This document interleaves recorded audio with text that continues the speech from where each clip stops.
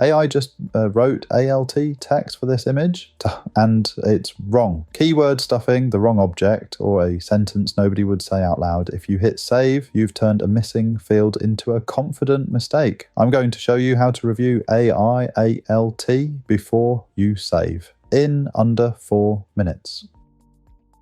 Missing alt is a gap. Blindly filled alt can be a different problem. Screen readers read junk, search gets noise, and you think the job's done because the field isn't blank. The fix isn't never use AI. It's generate, then review, then save. Watch for 3 failure modes. First, vague or wrong. The alt doesn't match what the image actually shows.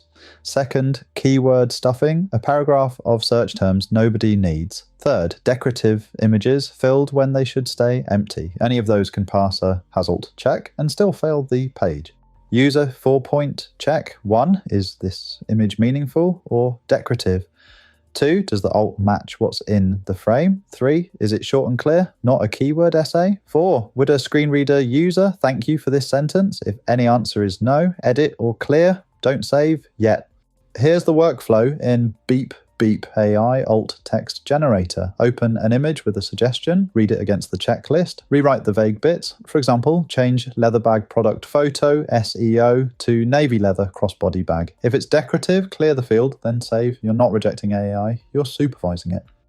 Before, a filled field that hurts more than it helps. After, accurate, short alt on the images that matter. An empty alt where silence is correct. Do this in small batches after every generate pass. 2 minutes of review beats an afternoon of regret. If you want, generate and review in one WordPress workspace. AI Alt Text Generator is free on WordPress.org. Link in the description. opti.dev/plugins/alt-text. Scan, generate, review before you save.